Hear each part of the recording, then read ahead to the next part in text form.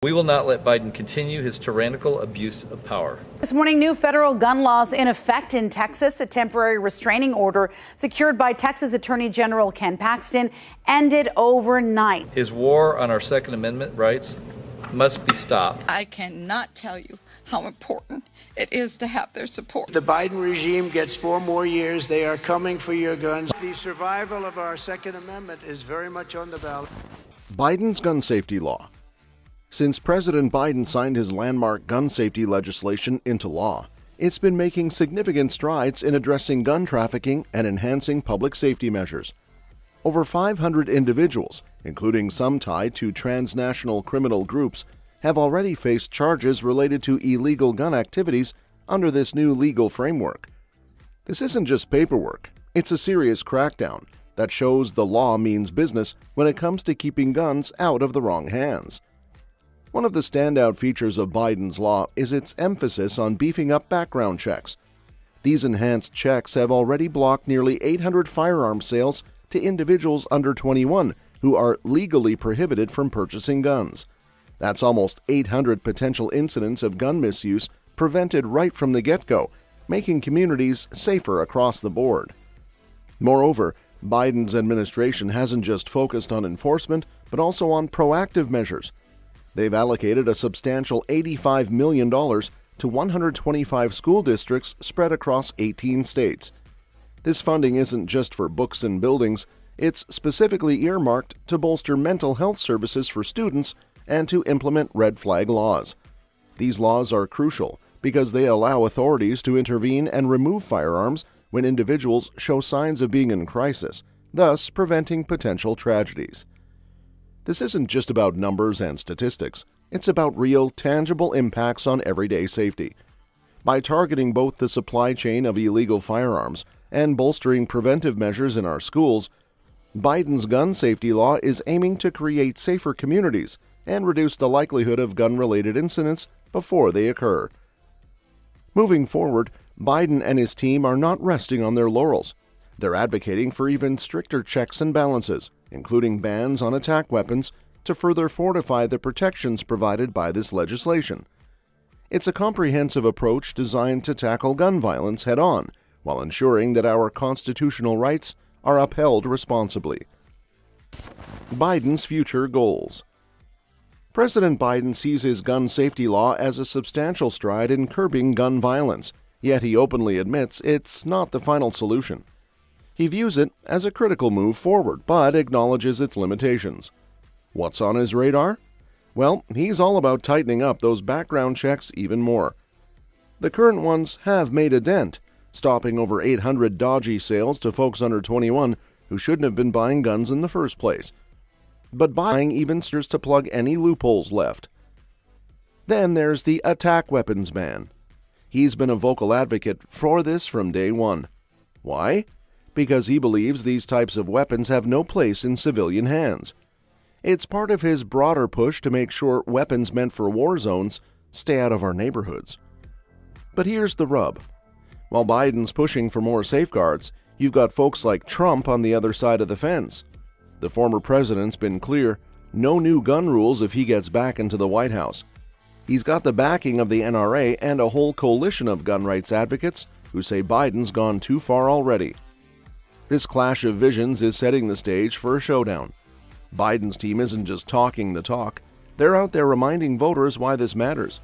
They're highlighting how gun control isn't just about numbers, it's about keeping communities safe and ensuring that tragedies like school mass incidents don't become the new normal.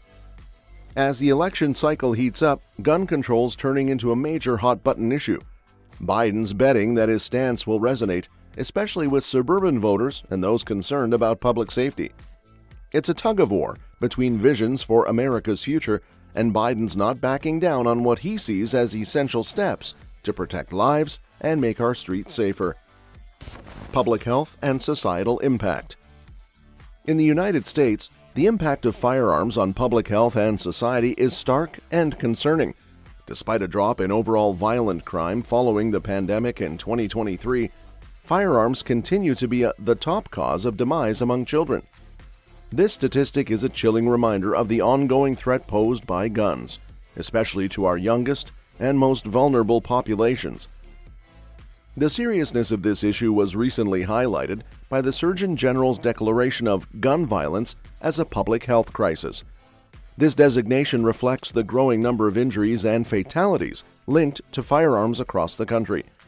It's not just about the lives lost directly in shootings, but also the ripple effects felt in communities grappling with trauma and loss. These developments underscore a critical need for comprehensive action. Beyond legislative efforts and law enforcement, there's a growing recognition of the need for broader societal and public health interventions. Mental health support, community outreach, and education on gun safety are becoming increasingly vital components of any strategy aimed at reducing gun violence. As debates over gun control policies intensify, these public health perspectives bring a human-centered focus to the discussion. They emphasize the long-term impacts on families and communities affected by gun violence and highlight the urgency of finding effective solutions. For policymakers and advocates alike, addressing gun violence isn't just about politics. It's about safeguarding lives and ensuring a safer future for all Americans, especially our children. Legal and judicial challenges. In the realm of legal and judicial challenges surrounding gun rights and regulations, the U.S. Supreme Court's recent actions have significantly shaped the landscape. With a conservative majority, the court has expanded gun rights, fundamentally altering the way firearm regulations are interpreted and applied across the country. This shift has implications for existing and future laws aimed at restricting or controlling access to firearms. One notable ruling involved the overturning of a Trump-era ban on bump stocks, accessories that allow semi-automatic firearms to fire more rapidly. This decision reflected a broader stance on interpreting Second Amendment rights, emphasizing individual freedoms over regulatory restrictions in certain contexts. Conversely, the court also upheld a gun control law designed to protect victims of domestic violence. This decision affirmed the validity of laws aimed at preventing individuals with histories of domestic hurt from possessing firearms, highlighting a balancing act between gun rights and public safety concerns. These rulings have broader implications beyond the specific cases they address. They set precedents that can influence how other gun ownership laws are evaluated and challenged in courts nationwide.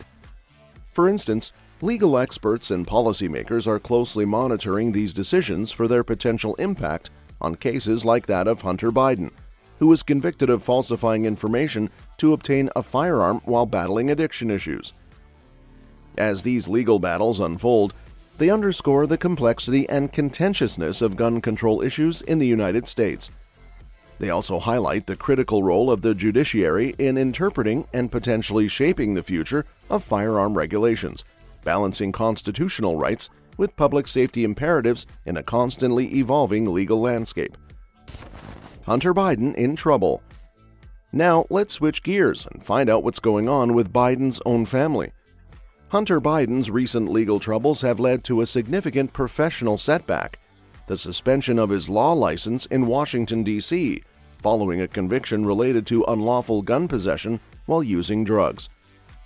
This development marks a dramatic turn for President Joe Biden's son, affecting his ability to practice law in the nation's capital and potentially impacting his licenses in other states as well. Did you realize that Hunter had a drinking problem? Addiction, especially, there's so much shame surrounding it, was struggling under a massive drug addiction. It's a matter of, are we treating everyone the same? The D.C. Court of Appeals, overseeing the district's Bar Association, issued the order suspending Biden's law license. This action was triggered by Biden's 3 felony convictions, which include unlawful possession of a firearm and making false statements about drug use during the firearm purchase process. These offenses are classified as serious crimes under D.C. Bar rules, mandating immediate disciplinary action.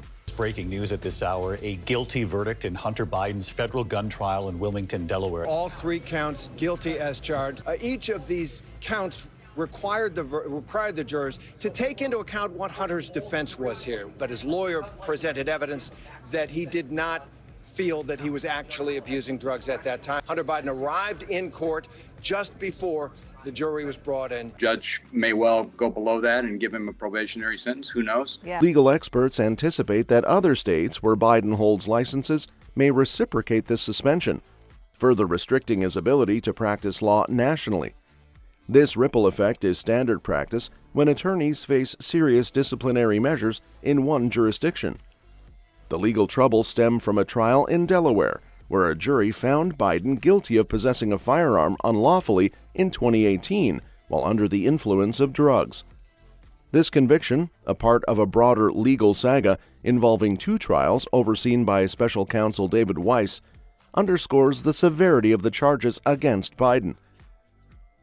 Despite attempts to appeal and seek a new trial, Biden's legal arguments invoking Second Amendment rights were unsuccessful. His defense claimed constitutional protection for the right to bear arms, but these assertions did not sway the court's decision. You know, he was an addict. It was a sad situation. It was tragic. But he did have the opportunity to take accountability for this a year ago, and a juror who was interviewed said was, overwhelmed. I think it is a crazy time because you have the president today, tighter gun controls. It's notable that Biden has been out of active legal practice for several years, having last worked at the prestigious law firm Boies, Schiller & Flexner from 2009 to 2017. His recent legal troubles have cast a shadow over his past professional achievements and raised questions about his future in the legal field.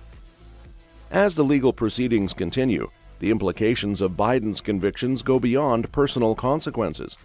They highlight broader issues surrounding gun laws and legal ethics, resonating in both legal circles and public discourse.